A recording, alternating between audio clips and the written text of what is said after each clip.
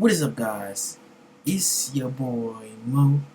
Now, today we're back again on another video. Today we're reacting to a video called Horrors on LinkedIn. Horrors of LinkedIn, actually. My fault. I don't know if I might misinterpret what the fuck that shit just said. But yo, it's kinda crazy. I might actually misinterpret what that shit just said. But yeah, let's get into this joint. I ain't recording in like a whole day. You know what I'm saying? But hey, let's get into it. You know what I'm saying? Oh I didn't even mean to do that. Yo, that gotta go. That gotta go. Wait, that gotta go. That gotta go. I did not mean to do that, y'all. Let me get my joint back real quick. Delete. Boom. Boom. I did not mean to do that. Wait. Alright, we good. Alright, let's get to the video. LinkedIn is weird. You probably haven't ever thought about it. After all, it's not really designed to be an enjoyable platform, and as such, most people only ever log in when they have to. For me, LinkedIn only ever entered my life when I was between jobs. Otherwise, my profile remained inactive. Some people use it while they're actively employed, but usually because the networking the platform enables is a part of their job in some way, or they maintain a presence with the intention of furthering a career in some fashion. Either way, the culture on LinkedIn revolves around the corporate caricatures of ourselves we present to the professional world, that version of us that genuinely enjoys bringing value to stakeholders. All social media revolves around deception in some way, but usually it's more about presenting an idealized version of yourself. Not necessarily lying, but rather just not showing everything. Only the good parts of yourself I'm not and even your saying life. The culture on LinkedIn, on the other hand, is specifically centered around lying. It's about the false enthusiasm you have to bring into the workplace. You don't care about making Alright, get to the video, buddy. For more money, yet that's the attitude you have to bring to LinkedIn. This has made the platform feel much more fake than any other, to the point of being uncanny when you actually sit down and analyze it. Everybody has the same smiling headshot as their profile picture. Everybody writes in the same learned, confident voice. Everything just kind of bleeds into each other and nothing at all sticks out. It's like driving through a forest and trying to keep track of the passing trees. Despite this monotony, there's a lot to talk about with LinkedIn. The platform itself both operates very strangely and has endured many controversies over the years, the latest being a cybercrime problem that might be the largest out of any I've seen on any platform. Imagine being able to build an app with your name on it, just by thinking about it. Meet Base44. There's also the LinkedIn addicts, the only honest people on the platform who are dangerously fanatical about it. Oh, and there's also the cults, but before we get to that, we've got to take a look at a single profile. Let me introduce you to Aegon Chalakian. On the surface, this profile looks like any other, one intended for a seemingly pretty educated and accomplished person. But the closer you look at it, the weirder things get. You wouldn't see it on a surface glance, but this page is an entry point into an insane rabbit hole that reaches both outside of LinkedIn and the internet itself, into a world of geopolitics that make conspiracy theories look like weekly weather forecasts. You see, Aegon is not a real person. Except he is. He's a flesh and blood human being. But he also doesn't exist. Not in the way a normal person does, at least. Yeah, it involves AI, but it's much more than that. He's connected to a real-world shady organization that has connections in the White House, while at the same time explores esoteric practices that directly deal with the supernatural. But let's not get ahead of ourselves. Let's take a closer look at Aegon's profile. He has over 6,000 connections, but then again, he is a registered federal lobbyist for the American government, which would warrant such a large network of people. He's held that position since 2023, and around the same time, he apparently became a US registered foreign agent as well, which means that he's likely lobbying on the behalf of some foreign organization or state. Things start becoming stranger when you explore his education section. He appears to be currently enrolled in many different programs and many different prestigious schools, including the Harvard School of Business, MIT School of Management, the Wharton School in Pennsylvania, ESADA in Spain, Stanford School of Engineering, Oxford School of Business, Berkeley School of Law, MIT School of Engineering. I don't think I have to list them all, but in total, Aegon is currently enrolled in 26 different programs at universities in several countries. His work history beyond his current job as a White House lobbyist is just as bizarre as his education. He's worked with the European Parliament, the Ukraine Project, and CERN. Nah, let's be real, bro. Nobody is attending that many colleges. Let's be... I don't know what the fuck wrong with Cuz, but hey. Papers as a particle physicist, and apparently has won multiple awards for it. His longest job, however, was as a consultant in the executive office, where he worked for 56 years. This might seem like some weird joke. A fake LinkedIn profile somebody set up with as many qualifications as possible. But this couldn't be further from the truth. If you search Egon Cholakian on Google, you'll find several articles published by mainstream media talking about a video address he made warning humanity of a possible extinction event caused by something called the Siberian magma plume. This particular piece was published by the Globe and Mail, a well-respected and prestigious newspaper here in Canada. But there is something weird about this article.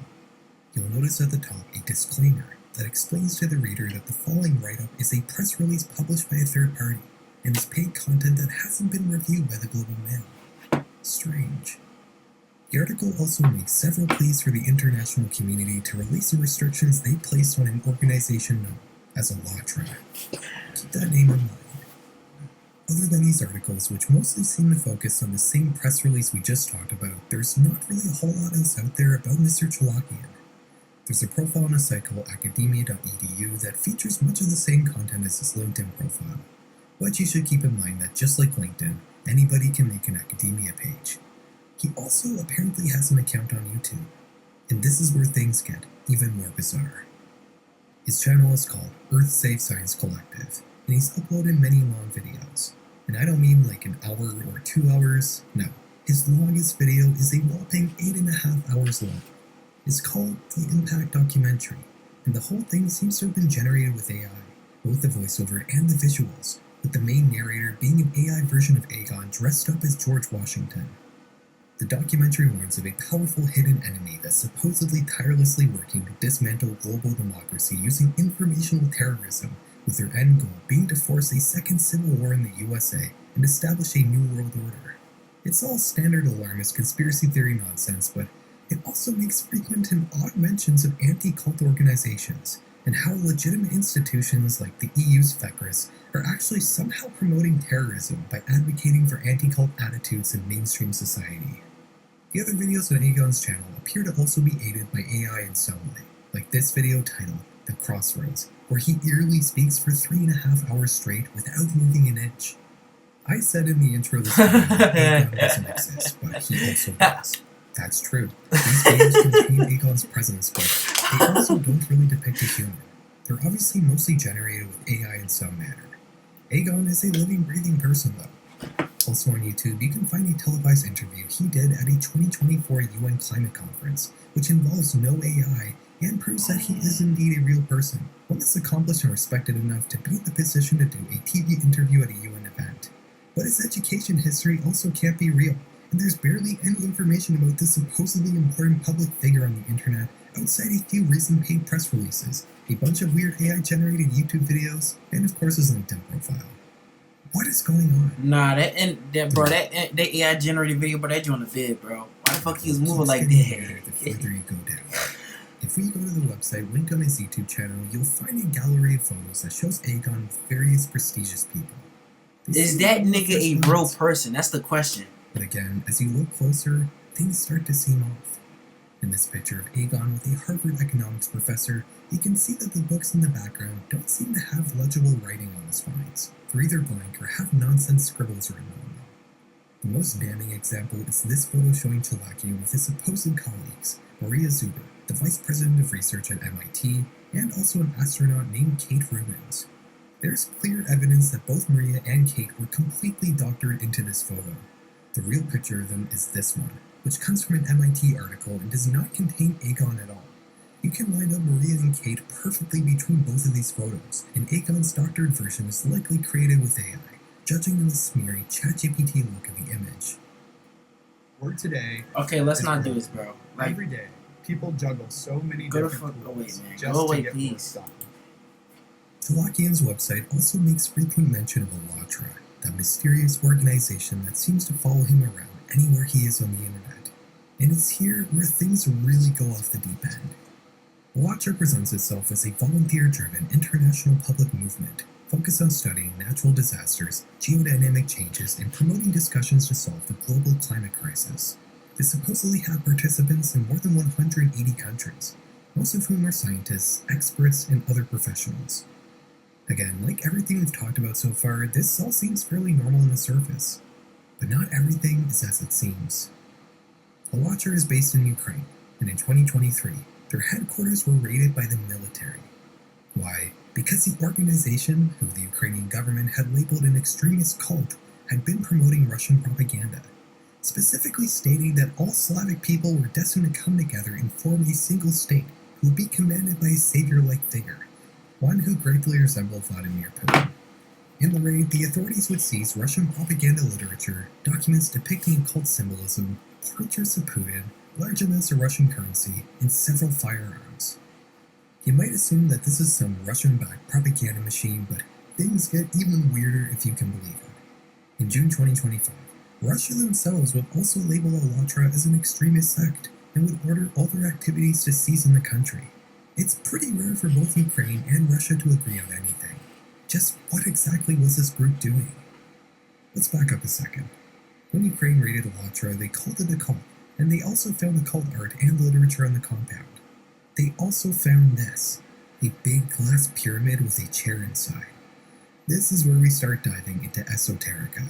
Niggas a time traveler. Believes in the supernatural. Specifically, they purport that humans have an innate ability to communicate telepathically, one that's never been properly unlocked. This energy pyramid device is part of an experiment set up by the sect to prove that humans can do this. We have gathered here today to conduct the first international pyramid experiment, the goal of which is to determine the possibility of transmitting information telepathically at a distance. We will choose one of the symbols randomly. The operator will look and memorize this symbol, and then, at 5 p.m. GMT, she will go into the pyramid and will be transmitting this symbol for half an hour. ALLATRA made a whole video outlining this experiment. A woman is presented with a selection of 12 visual symbols. She chooses one and memorizes it. Then she gets into the pyramid and begins using it to transmit the symbol telepathically. She does this for 30 minutes. While she's transmitting, 1,100 participants around the world attempt to receive the communication and submit the symbol they think is being transmitted. Supposedly, the experiment was a success, and the correct symbol was the most commonly chosen option. Look, I could go on for a long time about ALLATRA. There's been accusations of SA against its founder, allegations of harassment, threats, and smear campaigns against its critics, but this video is about LinkedIn. We kinda got away from that. Let's write it down. Egon Chalakian is a mysterious man to pin down. Everything he does seems to be half lies and half truths. But one thing he most certainly is a foreign agent lobbyist in the White House working for ALLATRA. That's true. You can find publicly available proof of that on the internet. His other activities and qualifications, though, are questionable. In the 1970s, the SEC issued a violation order against Chalakian for misrepresenting his education and employment history. And remember those academic papers he posted to his LinkedIn? They weren't written by him. They were stolen from a scientist with a similar name, Arpane Chalakian. He also claimed to have worked for CERN. When asked about it, CERN came back and said that they had never heard of him. Almost everything surrounding this guy has been proven to be fake or just unsubstantiated, except for the fact that he is indeed a lobbyist working on the behalf of ALLATRA. Egon is not the only person connected to ALLATRA in the White House. Pastor Mark Burns, Donald Trump's personal spiritual advisor, is a member of ALLATRA. There's a video and article on their website where he repeats many of Egon's talking points, alleging that the anti-cult movement is actively harming people.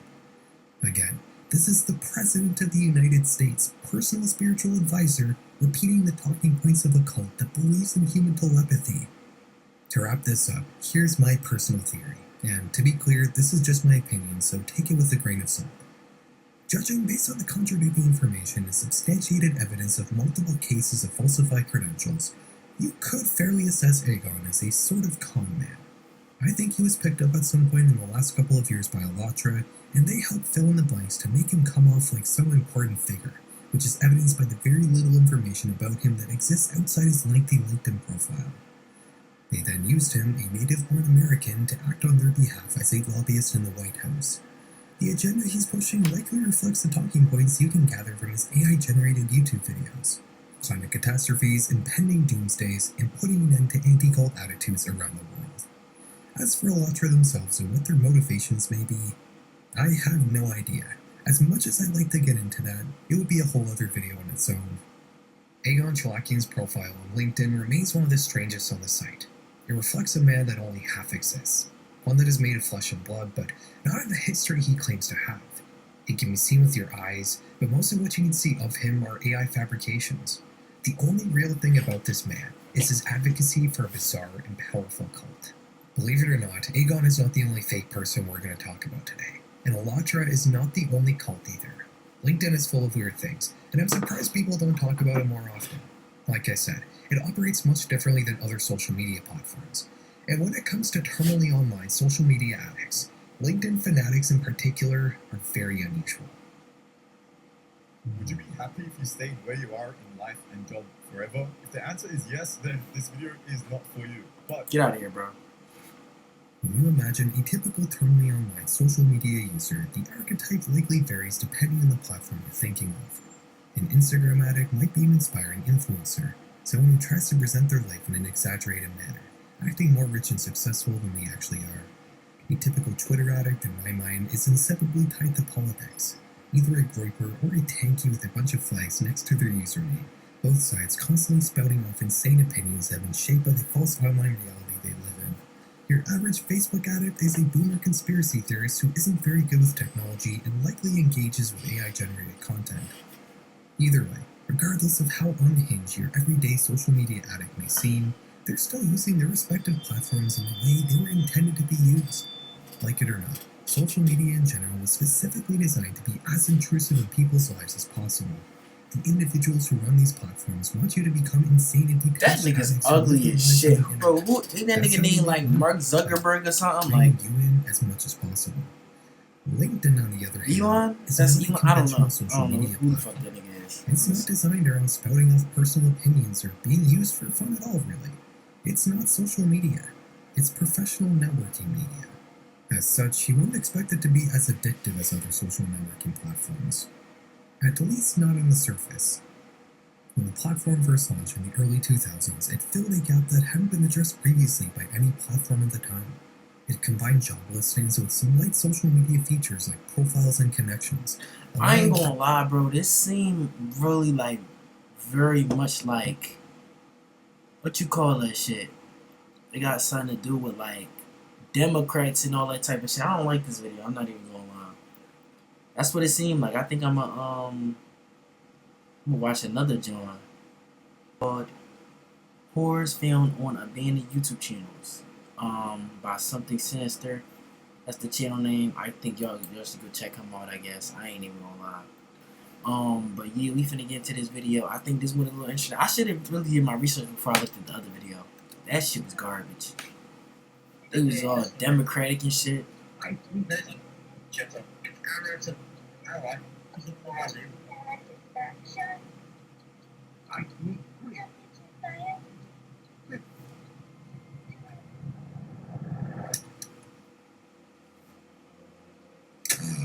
The old familiar rooms of TinyChat, a once very popular video chat website where users would get together and hang out for hours. For many, it was rooms like this where countless happy memories were made. Yo, y'all remember when the Despite PCs used to like this, that, bro? what seems like a harmless screen recording I'm not of a about young when they girl still give up singing their to her friends see how it carries with it something much darker. In early 2013, a number of strange uploads would begin appearing on a small YouTube channel by the name of Beaverfox. These uploads contained footage of an unseen cameraman talking and interacting with a number of life-size dolls. Oh, isn't she beautiful? Oh my, she's so pretty. Huh? Wow. Anyway, here she is. We've got her turned over. I'm gonna take What a the closer fuck are look we at watching? her. Wait a damn minute, As the man. uploads continue, the cameraman can eventually be seen cutting apart and disassembling his beloved dolls. And in some cases, using the plastic limbs as extensions of his own body. But these videos with the dolls He would did be what? far from the strangest uploaded to the channel. Awaken to a Wait, I world ain't of gonna lie, we wonder might really need to pay in attention Final to Fantasy bullshit. XIV Online. Take it easy and play your way. Whether it's fishing, crafting, or taking on quests. Play solo, or team up with your friends. Prior to these videos featuring the life-size dolls, it appeared that Beebleffox was working alone. These strange uploads were seemingly nothing more than his own personal art project. What the fuck is he or doing? ARG. But that wasn't the case. Hey guys, Beebleffox here. Today I'm going to show you how to get a date. This is me, my shadow. This nigga gotta be like on a this is how to get a spectrum date. or something. I don't know. I saw this girl Like, what the walking. fuck? I'm just going to stand here. It's like the way he's speaking, you The kind dog of is not tell. around at the moment, so I'm going to approach her the way that you should if you want Oh, to. this straight out of a horror movie, man. Okay, here we go. Ma'am? You gotta crouch low like they do in the military. That's what girls like, real manly military man. Ma'am? Ma'am? Who the fuck told you girls like that? Who told you this shit? Like, what is wrong with this nigga, Excuse bro? me, ma'am. I want to touch you. I really like to touch you. Ma'am! Oh, God. This upload Okay. titled How to Get a Date in What Under the 50 fuck is wrong with Seconds this nigga? Who is signaled a Cuz? shift in Beeble's content. It was no longer a solo art project, but instead the effort of Beeble and this mysterious woman. Up until this point, platforms like YouTube were no stranger to the concept of weird art projects or ARGs. It's very clear, especially now in 2026, that the Man, early YouTube was recordings weird back then, bro. I guarantee you, they probably was allowing shit that could have been on the dark web on there. from Beeble follow a lot of the same beats as projects like Nettlebrook or Ash Vlogs. Stories where your seemingly average, ordinary person uses their YouTube to document their unusual life. In the case of Beeble, it was the story of a young man recording his bizarre relationship with these life-size dolls. It's difficult to discern an exact narrative from what remains of Beeble's old videos. It's very clear that he's some type of social outcast that uses the dolls as a form of social and romantic connection. It's hard to say at This what nigga's point exactly crazy, Beeble bro. decided to intervene. Like, how? Oh my god. I can't even say you're not touching grass, bro. That nigga never touch grass, though, This man. video, How to Get a Date in Under 50 Seconds, was He what I didn't, thought to though. be He would.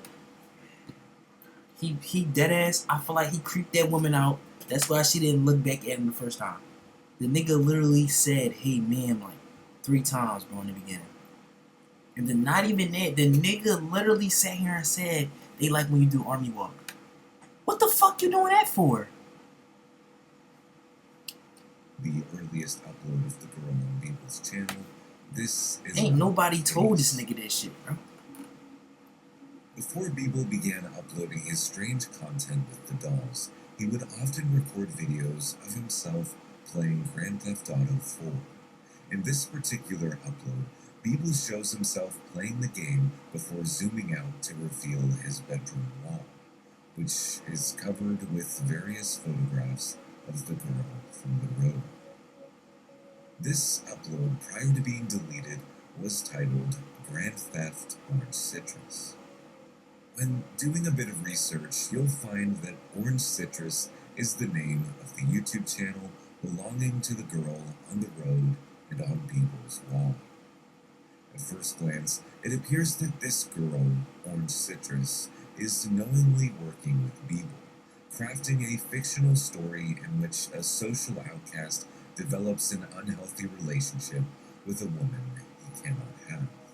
But after sifting through the Orange Citrus video archives, there's something much darker at play. Just as Beeble was uploading to his own channel, So was Orange Citrus. Her uploads, at least from what I can tell from what's been recovered, show a young girl having fun and doing random skits in her room. While it's very clear that Beeble is playing some sort of character on his channel with his doll obsession and unsettling whispery voice, there's nothing about Orange Citrus's uploads that would lead you to believe that these two were secretly working together. As it turns out, Beeble and Orange Citrus met on TinyChat, the same aforementioned website that Orange Citrus would visit as a teenager. From here, the two developed a friendship and began Skyping one another regularly. Throughout these conversations, the two devised a plan to create a fictional story across multiple video uploads on each of their YouTube channels, eventually culminating in, I guess, what you could call a crossover event. But Beeble would begin taking things too far. As the fictional story progressed on Beeble's channel, he began recording videos without telling Orange Citrus, videos that were not in line with the story that they had discussed over Skype. One of the videos featured Beeble making a homemade object involving an empty Pringles can and plastic. After Beeble shows the final product to the camera, he cuts out a photograph of Orange Citrus and tapes it to the side of the Pringles can. When Orange Citrus logged onto YouTube the following day, she was shocked to see the explicit video on the Beeble Fox channel. Her online friend had seemingly transformed into someone trying to hurt her. Did your teenager develop depression, anxiety, Bro, or shut eating the disorders fuck after up, my becoming nigga. addicted Yo, to social get media? out of here. But not only was Orange Citrus disgusted by what she had seen, she was also humiliated. During her time working with Beeble, Orange Citrus had gone on a live stream and stated that the content being created by her and Beeble was entirely fictional. This was prompted after a fellow YouTuber, Scare Theater, made a video discussing the ARG. Scare Theater did not do any research in this case. In the case of Beeble Fox and me, he did no research, because if he did, he'd have known a long time ago, by watching some of the first videos that Beeble Fox and I did, that it was an ARG. This moment would come back to haunt Orange Citrus, because while she wasn't wrong in stating that the content was an ARG, she also had no clue that Beeble was going to start posting things like the aforementioned Pringles video. So, what could she do now? If she made an online statement stating that she didn't know that Beeble was going to post something like that, people would just assume that it was a part of their elaborate ARG. She had been effectively trapped in a corner, and Beeble wasn't going to hold back. Along with the Pringles video, Beeble also supposedly created a 3D simulation in which he and Orange Citrus engage in adult activity. This was then posted to the Beeble Fox channel. In another live stream, Orange Citrus claims that Beeble would send her outfits in the mail. He then would request that she try them on and send him videos and pictures. All of these actions had never been discussed between the two on Skype. As time went on, Orange Citrus began coming into contact with others who had fallen into Beeble's trap, and together they would begin speaking out. When visiting the Orange Citrus YouTube channel today, her description calls out Beeble, whose real name is Matthew. When navigating over to the community tab, there are dozens of posts regarding Beeble, Matthew, and the situation. All of Orange Citrus's old videos have since been removed on her channel, leaving behind a graveyard of old home videos. As for Beeble's channel, it has been completely abandoned, a mere shell of what it once was. As of making this video, YouTube is home to roughly 115 million channels. Out of these 115, only 60 million are reported to be active. This leaves a whopping 55 million abandoned channels left behind and forgotten. But just as the Beeblefaux channel appeared to be lost to time, there were actually a number of YouTube channels throughout that 55 million figure that have a disturbing story to tell. But before we move on to the next abandoned channel, if you like the video so far and you would like to see more like it, please make sure to let me know down in the comments, and please be sure to subscribe to Something Sinister. Somewhere in the dark corners of YouTube is a channel known as Little Miss Kit. The channel, which was created in 2007, features Kit as she goes on adventures with her friends and makes various YouTube skits. You know this, we've lost the hell. It could be anywhere. I mean, let's walk down here. Maybe it's down here. No, it's not over there. This car. Can't see it anywhere. That's what are you talking about?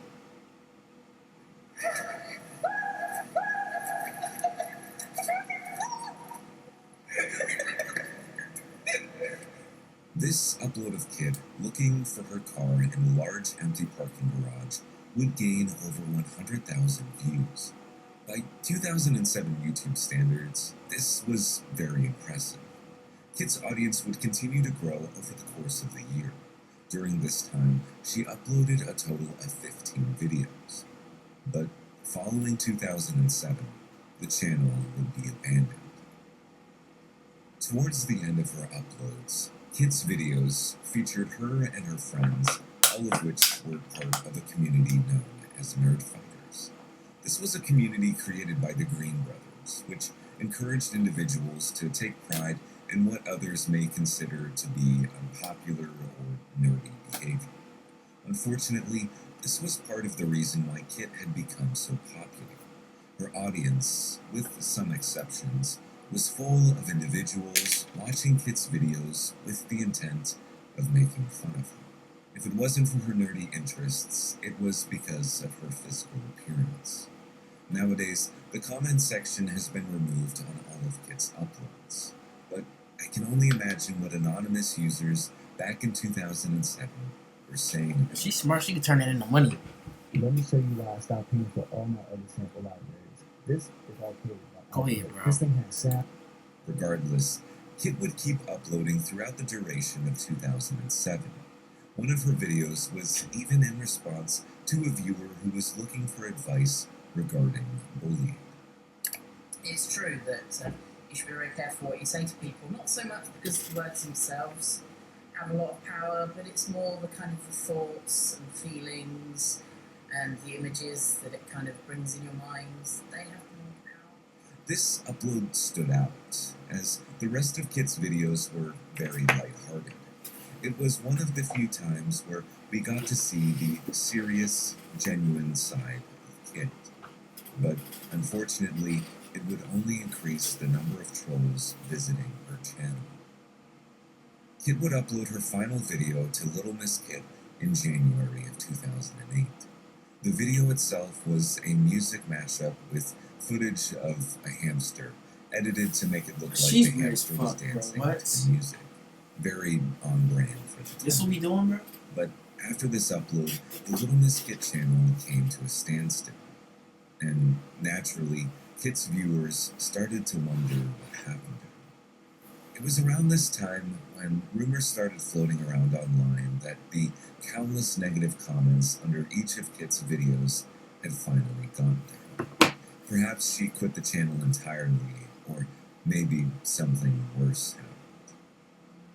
The true nature of Kit's disappearance would be revealed later that year. As internet investigators began searching for the missing YouTuber, they came across another channel, one that was home to Kit's actual final upload.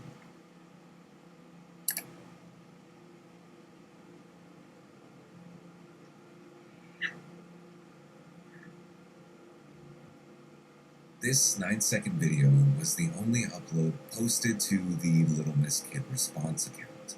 In it, Kit appears to blow the camera a kiss, signaling a final farewell.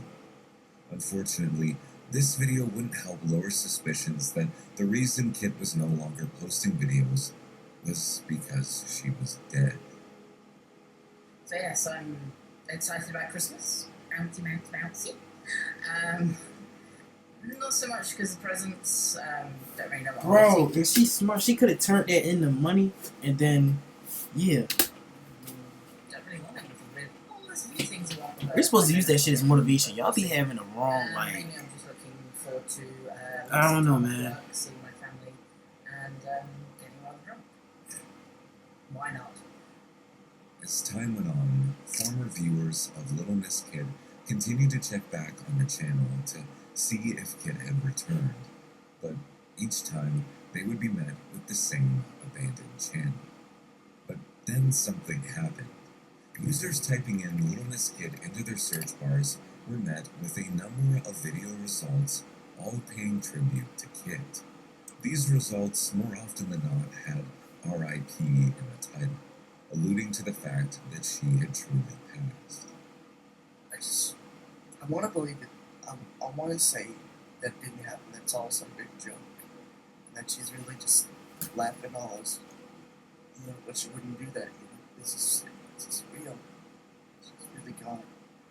I know you can't see this because you're at peace now. And I'm happy you're at peace. And all your troubles are over. I just want to say that I loved you so much. Initially, some users believed that these farewell videos were being created by trolls, the same people who would relentlessly bully Kid in her comments. Especially this nigga, bro. Hell no. Yo, what's going on with this man Cybers? That can't be real, bro. This wasn't the case.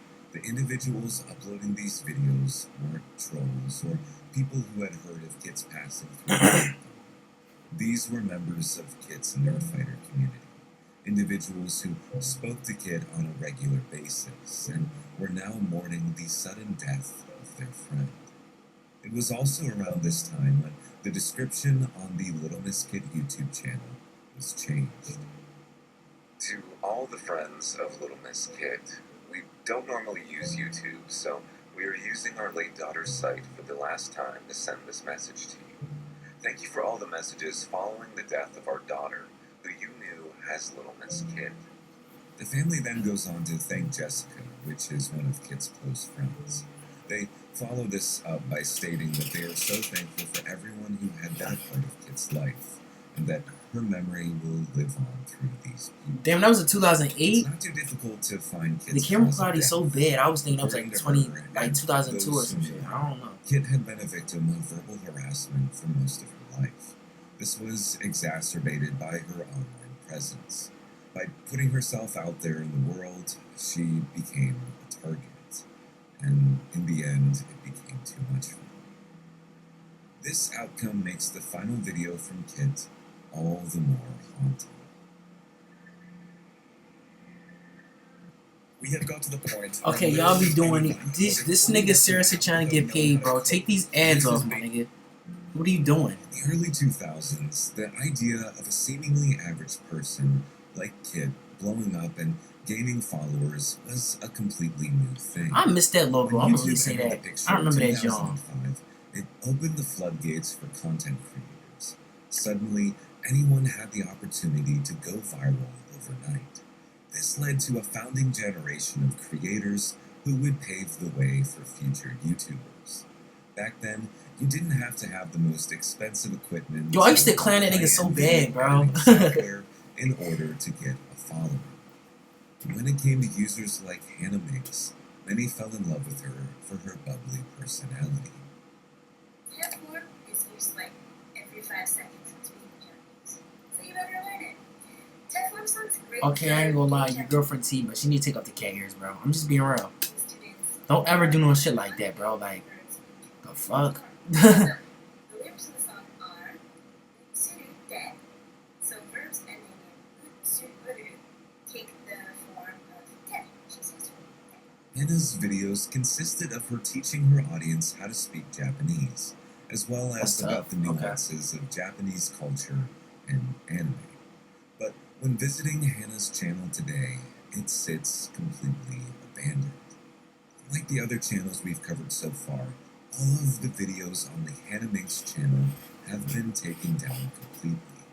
There's no definitive first upload or final upload. It's completely empty. According to references online, the channel was once home to an estimated 126 uploads. These videos now only exist through the Internet Archive and through re-uploads from various fans of Hannah's content.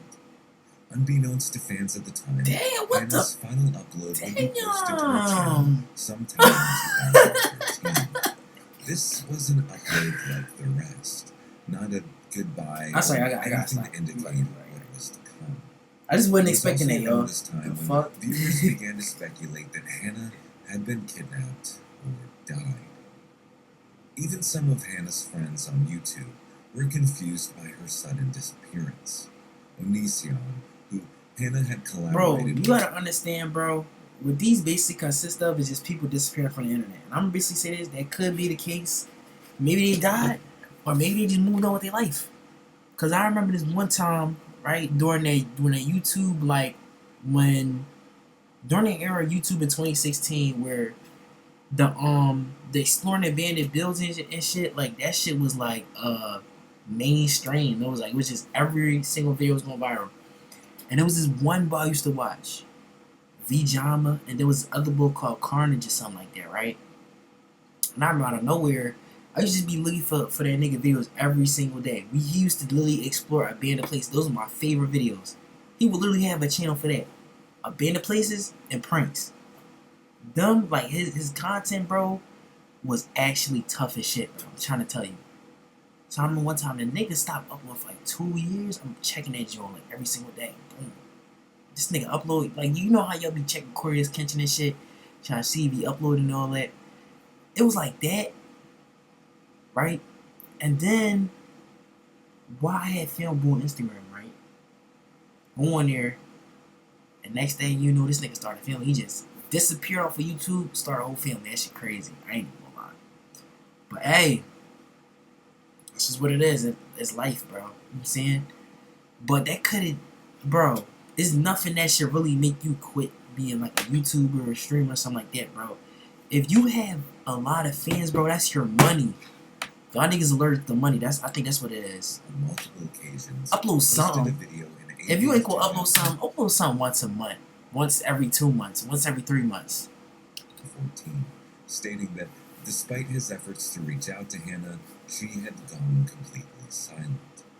It wouldn't be until 2021 when all of Hannah's uploads on her channel began disappearing. All for what? With the help of users on Reddit, a definitive timeline was created to aid in the investigation. This timeline found that Hannah's final upload to YouTube, as well as her final Facebook post and final tweet, all took place on October 13th of 2013. During this time, she was attending the New York Comic Con. This is where rumors that Hannah had been kidnapped really started to gain traction. I think the nigga just did that. There was a young, attractive woman who had gained an online following in a setting that she was not totally familiar with. I could definitely see it though. Sometimes I'll be like, damn, why y'all be kidnapping these bitches? Then it'd be like, damn. I know exactly why too, bro. Investigators like, you got some weird people out here, and then you gotta think about that. You gotta think about them, and then the weird people game. It's like it don't go together. So it's like fuck it. Various different obituary sites. This That shit attempt tragic, was bro. ultimately unsuccessful in finding a match, and with that, the investigation went cold. But then came a revelation. This photograph of Hannah would soon begin circulating. The man standing next to her in the picture was someone Hannah's fans didn't recognize. The picture would eventually be addressed by one of Hannah's close friends, a YouTuber named Victor. So she's married, yeah, big news. So congratulations around here. Don't know any details. A lot of people have been like asking about her, but obviously she's a girl woman. Obviously she doesn't want to make videos anymore. That's fine. So good for her anyway. Most important that she's happy. That's great. According to Victor, the man in the photograph standing next to Hannah is her husband. Initially, many people thought that it was strange that Hannah had never brought up a relationship. I've been trying to tell y'all she ran off and started her life, gang. People do that. Was I not right about that, y'all? After all, on top of her Japanese-themed videos, Hannah was a vlogger. She actively brought people along with her through her day-to-day life. But unfortunately, this is all a byproduct of being an online creator. Sometimes, as an audience member, you think that you know the person on the other side of the screen, when in reality, they're just another stranger. Following the news that Hannah had gotten married, there were supposedly a number of photos circulating on Facebook showing that she was pregnant. I personally have not been able to verify any of these claims. Does Kyrie text you back? I literally sat here and told y'all, gang, like, that's the type of shit that goes on, bruh. To this day, She let no go one of exactly YouTube, bro. knows why Hannah chose to leave her channel as abruptly as she did. It's widely accepted that she did in fact get married, possibly had a child, and then decided that she didn't want to do YouTube anymore. After all, many of the comments on her videos were from men making inappropriate remarks about her appearance. What? I can't imagine that that's something you'd want to surround yourself with when trying to settle down and raise a family. Regardless, I hope Hannah is happy wherever she is today. It's hard to say for certain exactly why she, or whoever had access to her account, decided to remove all of her uploads. The Internet Archive is now home to many of these re-uploads, including Hannah's final video where she went to Comic-Con. Without this, as well as the other individuals re-uploading her content, the story of this abandoned channel might have fallen into complete obscurity. If you made it to the end of this video, I sincerely appreciate it. Oh, that's the end of the video? Damn. This video was a lot of fun to do, as sort of, I guess, depressing as it was. I really... So how was that horrifying? What the fuck you include this shit for, bro? But anyways, though, I ain't even complaining, y'all. That's the end of the video. I'm gonna catch y'all tomorrow or the day after. Y'all know I'll be busy with Ramadan and all that. So I get to y'all when I get to y'all. But anyways, though, y'all be safe out there. We out. We dipping.